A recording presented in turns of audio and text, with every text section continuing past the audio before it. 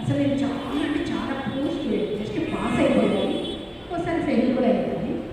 కానీ ఈ మధ్యకాలంలో మేము ఏం చేస్తున్నామంటే మన టెంపుల్ తరఫున ప్రతిరోజు 1:30కు మేము అందరం కలిసి గ్రూప్ రీడింగ్ లాగా చేస్తాం. ఆన్లైన్ జూమ్లో చేసుకుంటాం. మన మాతాజీ దగ్గర కూర్చొని జూమ్లో జాయిన్ అవుతాం. అందులో నేను యాజ్ ఎ హోస్ట్గా లీడ్ చేస్తాను. నేను ఏం చేస్తానంటే అంతకుముందు నాకు చాలా తక్కువ మెమరీ పవర్ కూడా, కానీ ఎప్పుడైతే నేను కూర్చుంటాను, గురువుగారిని ప్రణామం తీసుకొని కూర్చుంటాను, ఎప్పుడో ప్రభు ఇక్కడ కూర్చొని మన క్లాస్ చెప్పింటారు కదా, మధురేశ్వరి క్లాస్ చెప్పింటారు కదా, ఒక 5-6 ఇయర్స్ బ్యాక్ చెప్పింది కూడా నాకు గుర్తొస్తుంది. ఆ 1:30 నుంచి 2:30 వరకు చదువుతాము. మళ్ళీ మేము ఎక్స్ప్లెయిన్ చేసుకుంటాం, ఒకరికొకరు ఎక్స్ప్లెయిన్ చేసుకుంటాం.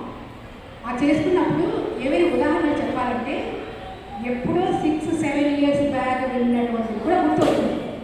కానీ నాకు ఆ సంవత్సరం అంతా చదివి యాన్యువల్ ఎగ్జామ్స్ పెట్టి నేను పెద్ద మార్కులు వచ్చేవి కాదు.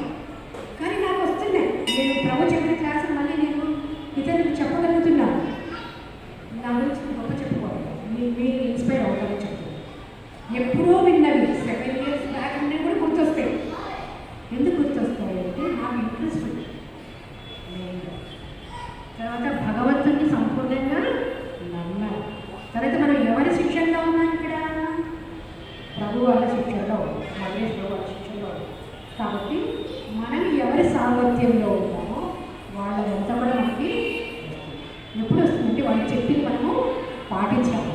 ఇప్పుడు మీరు కూడా నేను చెప్పింది మీరు ఎందుకు వినాలి అంటే, మీరు కూడా ఒక సిస్టమాటిక్ లైఫ్ లీడ్ చేయాలి అంటే ఖచ్చితంగా మేము ఏదైతే ఇక్కడ చెప్తామో మీరు అది ఫాలో అవ్వాలి.